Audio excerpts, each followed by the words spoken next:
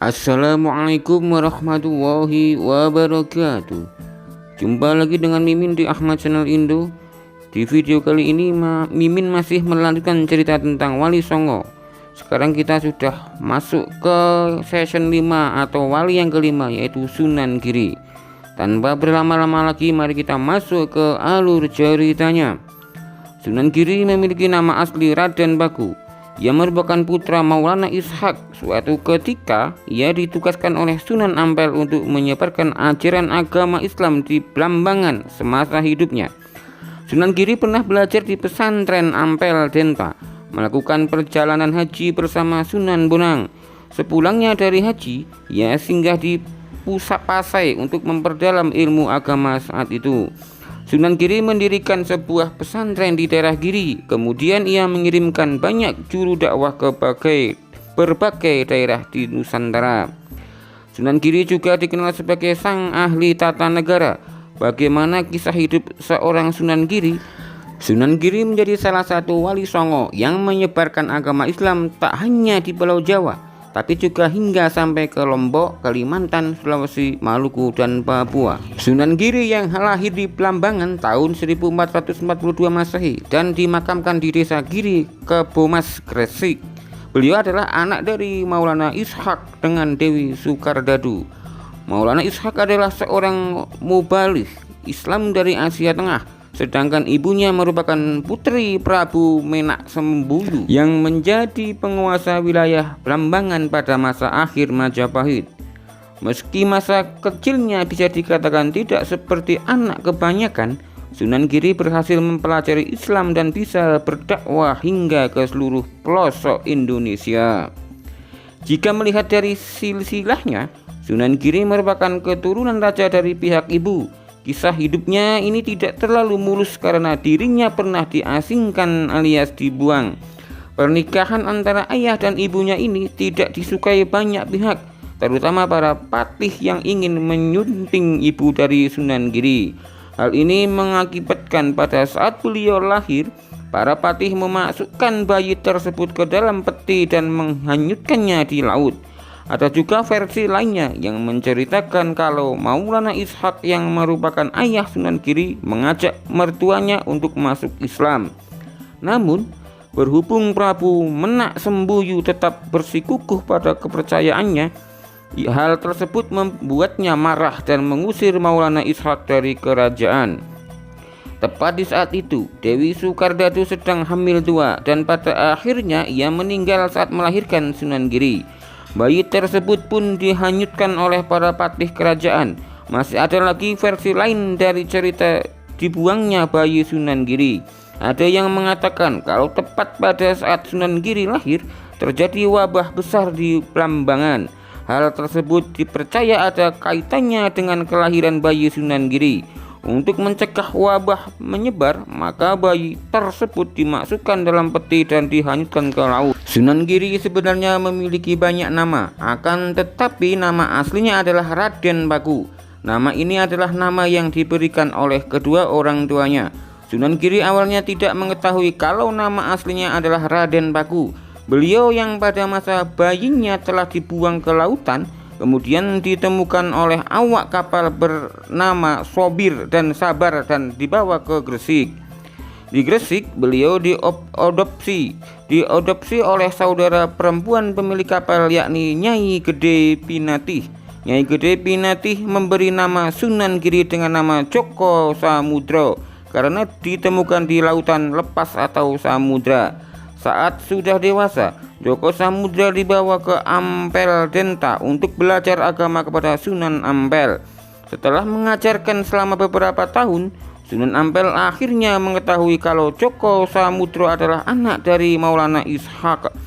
Barulah setelah bertemu dengan ayah kandungnya, Sunan Giri tahu bagaimana silsilah keluarganya dan alasan mengapa pada masih bayi ia dibuang ke laut. Selain nama-nama tersebut, Sunan Giri juga dikenal dengan nama Raden Ainul Yakin atau Muhammad Ainul Yakin.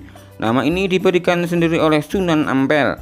Penamaan Sunan Giri sendiri dikarenakan beliau telah mendirikan sebuah pesantren di daerah perbukitan yang ada di Sidomukti, Kebomas. Pesantren tersebut dinamakan dengan Pesantren Giri. Nama Giri dalam bahasa Jawa memiliki artian sebagai gunung. Dari sini Joko Samudro lebih dikenal dengan nama sebutan Sunan Giri. Pesantren yang didirikan oleh Sunan Giri ini tidak hanya terkenal di Pulau Jawa saja, tetapi juga di luar pulau, sehingga ada banyak muridnya yang berasal dari luar Jawa. Sunan Giri dikenal sebagai pendakwah yang berdakwah melalui permainan anak-anak.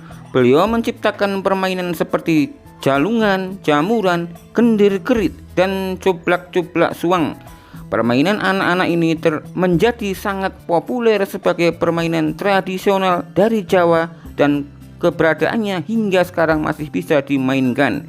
Jika diperhatikan lebih dalam, semua permainan anak-anak yang dibuat oleh Sunan Giri selalu ada nyanyiannya. Dengan menambahkan nyanyian pada permainan anak-anak, maka permainan tersebut akan terasa lebih menyenangkan. Salah satu permainan anak yang ada nyanyiannya adalah cublak-cublak suang.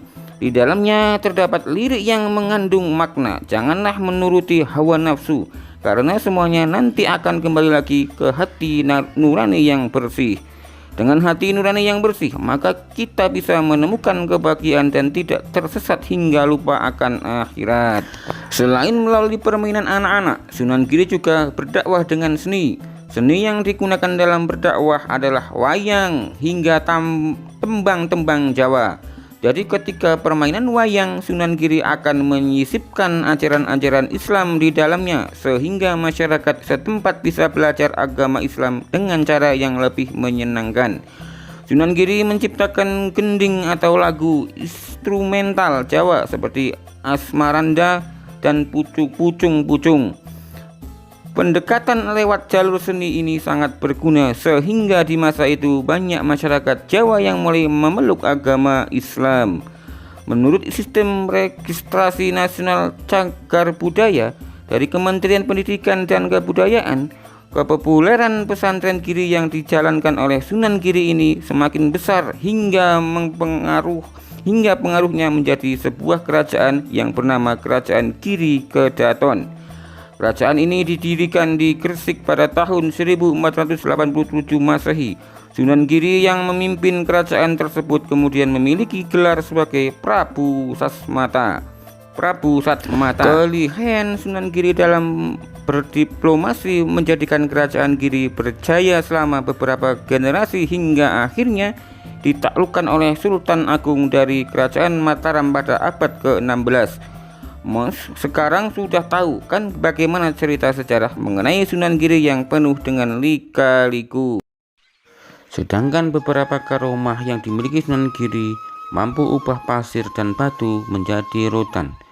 Dikisahkan kala itu Muhammad Ainul Yakin atau Sunan Giri berdagang ke Kalimantan bersama dengan rombongan orang yang bekerja pada Nyai Ageng Pinatih yang selaku ibu sambung Sunan Giri. Sunan Giri memiliki strategi berdagang yang berbeda dengan yang lain. Sunan Giri menjual barang dagangannya dengan cara boleh diutangkan atau dicicil oleh pembelinya. Bahkan tidak jarang beliau mengibahkan barang dagangannya kepada fakir miskin. Akhirnya perbuatan Sunan Giri pun diketahui dan diprotes Abu Hurairah selaku orang kepercayaan Nyai Ageng Pinatih. Abu Hurairah itu khawatir perbuatan Sunan Giri akan membuat mereka rugi. Hal itu pun benar terjadi. Setelah 10 hari dan sampai waktunya pulang ke Jawa, para pembeli yang berhutang belum saja membayarnya. Akhirnya Abu Hurairah memutuskan pulang ke Jawa tanpa membawa hasil apapun. Kapal yang dinaikinya pun terombang-ambing oleh angin di lautan karena tidak ada beban muatan sama sekali. Karena hal tersebut, Sunan Giri memerintahkan awak kapal untuk mengisi karung dengan pasir dan batuan kapal memiliki muatan. Sesampainya di Gresik, Abu Hurairah menyampaikan kejadian selama ini kepada Nyai Ageng Pinatih. Otomatis ibu sambung Sunan Giri itu sangat marah.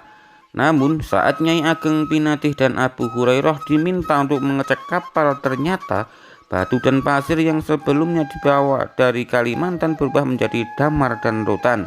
Subhanallah, sungguh karomah ini di luar nalar, akan tetapi atas kehendak Allah Subhanahu wa ta'ala semua bisa terjadi. Sunan Giri adalah salah seorang wali Songo dan pendiri kerajaan Giri Kedaton yang berkedudukan di Gresik. Sunan Giri memiliki beberapa nama panggilan, yaitu Raden Paku, Prabu Satmata, Sultan Abdul Fakih, Raden Ainul Yakin, dan Joko Samudro. Sunan Giri lahir di Blambangan tahun 1442 Masehi, buah pernikahan dari Maulana Ishak dan Dewi Sekardadu.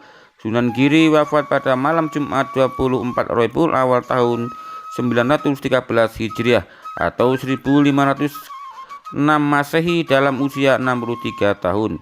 Makam Sunan Giri berada di cungkup berukuran 4x4 meter dan diberi cungkup lagi yang berukuran 8x8 meter.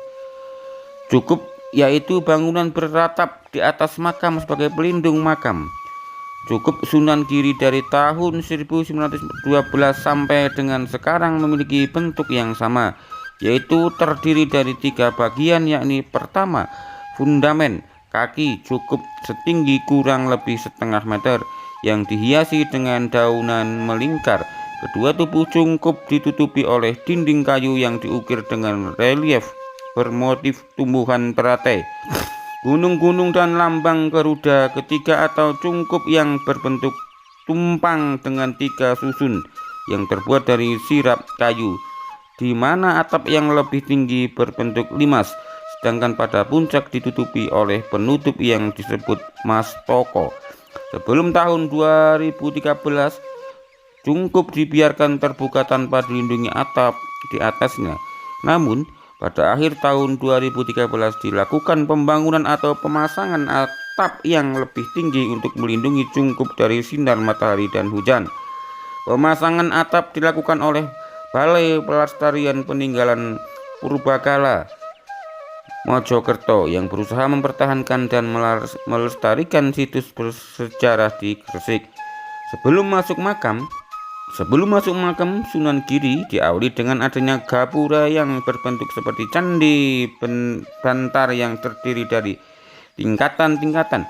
Pada gapura tersebut terdapat 2 patung kepala naga yang memiliki simbolis berupa tanggal dari wafatnya Sunan Giri, pemakaman simbol naga karena naga dianggap sebagai binatang suci, serta memiliki makna yang mendalam dalam kehidupan kerohanian pada masa sebelum Islam. Pada pelataran terdapat puluhan makam yang merupakan makam para bupati terdahulu dan masyarakat terdahulu yang pernah memimpin dan bertempat tinggal di Gresik. Sunan Gresik, beliau juga mendirikan masjid di atas bukit yang bernama Kedaton Sidomukti. Namun pada tahun 1544 Masehi, Masjid Sunan Giri dipindahkan dari Giri Kedaton ke makam Sunan Giri oleh cucunya yang ketiga. Pada tahun 1950 terjadi gempa. Bangunan Masjid Sunan Giri mengalami kerusakan, kemudian dilakukan perbaikan masjid oleh juru kunci makam dan masyarakat Giri selama 3 bulan. Pintu gapura masjid berupa gapura yang menyerupai candi bentar dan bagian belakangnya menyerupai kori agung atau peduak Sara. Ragam hias di dalam masjid cukup menonjol. Pintu masuk ruang haram pria berbentuk mirip dengan peduak Sara yang dihiasi huruf Arab di sekeliling atas pintu. Tiang-tiang kayu yang cukup besar dan tinggi dihubungkan dengan balok sundak antara satu dengan yang lain yang dihiasi dengan ragam hias yang cantik dengan gaya Mojopahit.